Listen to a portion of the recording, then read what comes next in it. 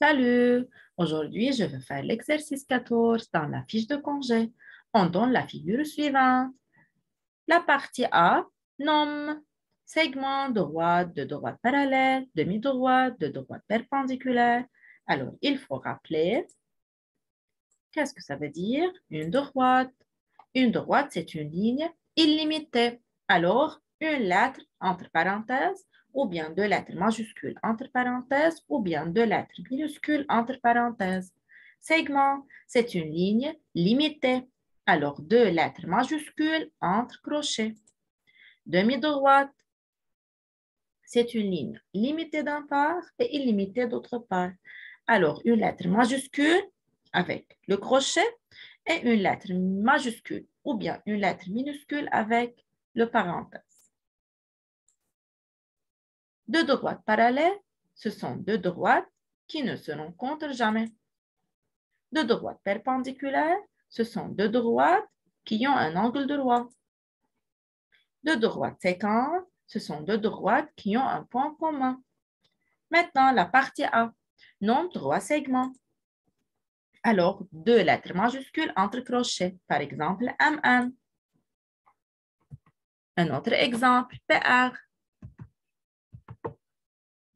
et RO. Maintenant, une droite. XY. Deux droites parallèles. Par exemple, XY et MN. Droite, demi-droite. Alors, crochet et parenthèse. Par exemple, OY. Ou bien PX. Ou bien RY. Maintenant, deux droites perpendiculaires. Est-ce qu'il y a deux droites perpendiculaires dans cette figure? Non. Alors, il faut barrer cette partie.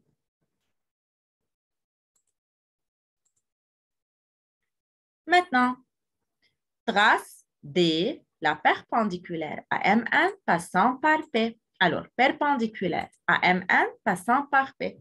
Perpendiculaire, c'est-à-dire il faut utiliser l'équerre. Il faut mettre l'équerre sur la droite MN et il faut glisser l'équerre jusqu'à arriver au point P. Et il faut tracer la perpendiculaire avec un angle droit et le nom de cette droite est D. La partie B. D coupe MN en M. Alors, la droite D coupe la droite MN en A. Alors, c'est la lettre A. C'est le point A. Maintenant, réponds par vrai ou faux. A est un point du segment MN. Attention, segment MN. A est un point du segment MN? Non, alors faux. PA est la distance de P à MN.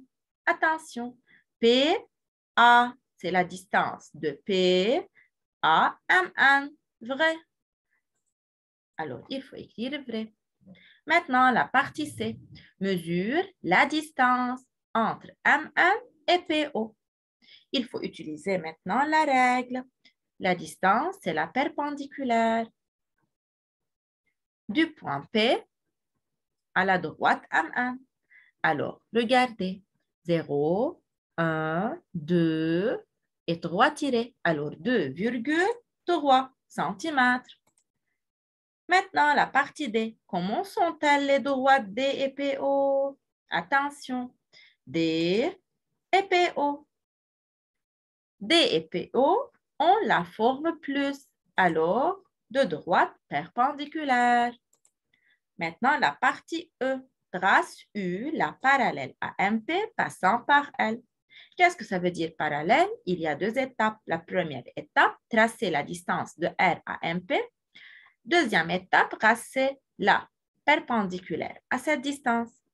Alors, il faut utiliser l'équerre deux fois. Attention, il faut mettre l'équerre sur la droite MP, pardon, et il faut glisser l'équerre jusqu'à arriver au point R. Et il faut tracer la distance de R jusqu'à la droite MP. Maintenant, il faut mettre l'équerre sur la distance passant par le point R. Et il faut dessiner la parallèle U. N'oubliez pas les angles droits. Maintenant, la partie F. Complète le tableau. Nom, nature, sommet et côté. On a ON et OY. Attention, ON et OY. La lettre répétée est O. Alors, le sommet est O. Alors, dans le nom, O est au milieu.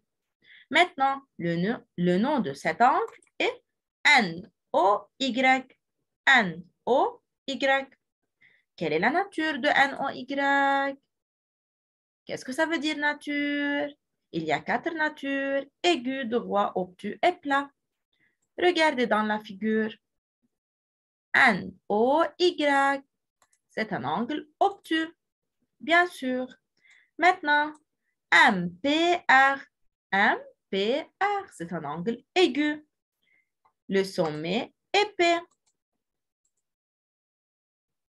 Les côtés sont PM et PR.